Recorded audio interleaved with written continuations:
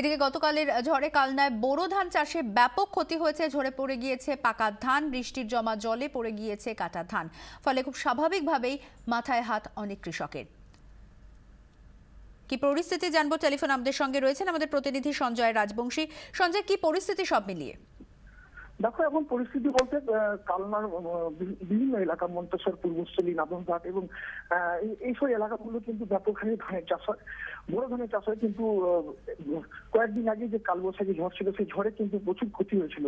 তারপরে ঠিক গতকাল রাতে ব্যাপক ঝড় এবং বৃষ্টির কারণে প্রচুর ধান যেগুলো ধান কেটেছিল চাষিরা, সেই ধানগুলো কিন্তু জমিতে বৃষ্টির জমা জলে ডুবে গেছে। তার ফলে একটা ব্যাপক ক্ষতির আশঙ্কা রয়েছে এবং যে ধানগুলো কাটতে পারেনি চাষিরা, সেই ধানগুলো কিন্তু ঝড়ে পড়ে গেছে। তার ফলে একটা ব্যাপক ক্ষতির মুখে কালনার চাষিরা রয়েছে এবং তার ফলে এটা বোঝা যাচ্ছে যে গতবারে যে ধানের একটা ফলন ছিল, তার থেকে এই বছর ধানের ফলনটা কিন্তু প্রচুর পরিমাণে ফলন ছিল, কিন্তু তার ফলে বৃষ্টি এবং কালবৈশাখী ঝড়ের কারণে ব্যাপক ক্ষতির মুখে কালনার চাষিরা। অর্পিতা। ধন্যবাদ সঞ্জয়। কথা বললাম আমাদের প্রতিনিধি সঞ্জয় রাজবংশীর সঙ্গে। পাশাপাশি এবার চোখ রাখবো দুর্গাপুরের দিকে। সেখানেও গতকালের ঝড় বৃষ্টিতে ঠিক কি পরিস্থিতি হয়েছে সেই ছবি এই মুহূর্তে আপনাদের সামনে আমরা তুলে ধরবো এবং আমাদের সঙ্গে রয়েছেন টেলিফোন আমাদের প্রতিনিধি চিত্তরঞ্জন দাস। চিত্তরঞ্জন, কি অবস্থা?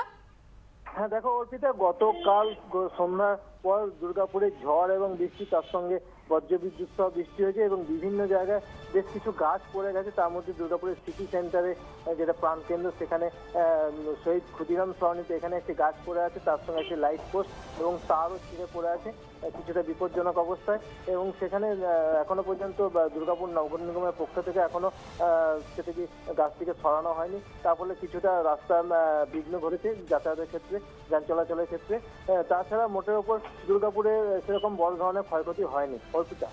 ধন্যবাদ চিত্তরঞ্জন।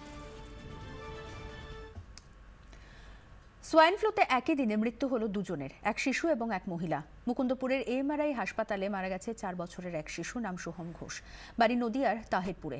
12ই এপ্রিল তার জ্বর আসে, 17ই এপ্রিল তাকে ভর্তি করা হয় হাসপাতালে এবং 18ই এপ্রিল সোয়াইন ফ্লু ধরা পড়ে।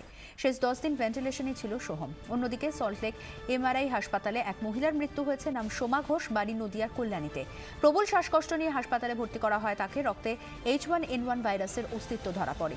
এর আগে 28শে এপ্রিল বেলভিউ ক্লিনিকে এক মহিলার মৃত্যু হয়। শহরের বিভিন্ন হাসপাতালে এখন ভর্তি রয়েছেন 60 জনেরও বেশি সোয়াইন ফ্লু আক্রান্ত রোগী।